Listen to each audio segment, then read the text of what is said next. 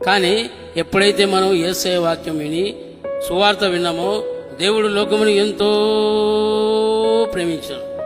Bible చదివేటప్పుడు బాగా చక్కగా చదవాలి. ఎంతో అంటే ఆడికి స్టాప్ అయిపోద్ది. ఎంతో ఉంది, దానికి అంతం లేదు.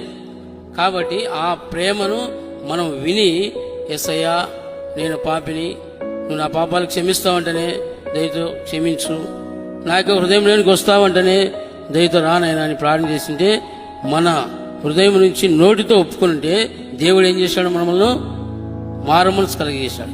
ఈ పిల్ల దయాలు పోయి ఇంకొకటి వచ్చింది. ఏంటది? ఆత్మఫలం అనేది. గలతీ పత్రికలో చూడండి.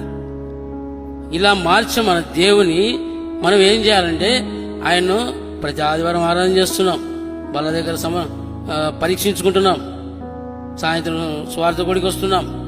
తర్వాత ఇంకేం చేయాలంట? సువార్త చేయాలంట. ఇప్పుడు సువార్త ఆగిపోయింది. సువార్త ఆగిపోవడం వల్ల ఏమొచ్చినాయి? కలహములు అన్నీ వచ్చినాయి. ఇప్పుడు మనకు శాంతి లేదు ముందు, అవునా కదా? అప్పుడు ఏం చేసేవాళ్ళం? ఉదయం లేస్తానే ప్రభు యొక్క ఆరాధన చేసేవాళ్ళం, తర్వాత ప్రార్థన చేసేవాళ్ళం, తర్వాత బైబిల్ చదువుకొని మన పని చూసుకున్నాం. ఇప్పుడు అట్లేదు. లేస్తానే వాట్సాప్, హే మ్యాన్ వాట్సాప్ అంటాం. ఇప్పుడు లేదు, బైబిల్ లేదు. కాబట్టి అలాంటి మనములను దేవుడు రక్షించుకొని గొప్పవానిగా చేసేందుకు మనం ఆయన పని చేయాలి. మీరు కూడా, నేను మీకంటే చిన్నోని కావచ్చు, నేను చెప్తున్నాను, ప్రతి ఒక్కరు వాట్సాప్లో మెసేజ్ పెట్టండి, సువార్త పంపండి. ప్రతిరోజు వాక్యం వస్తుంది ఎబ్రో నుంచి, అది పెట్టండి చాలు. ఏదో ఒక రోజు దేవుడు ఏం చెప్పాడు? మీరు నీళ్ళ మీద ఆహారం తినండి, ఒక దినం చూస్తామన్నాం.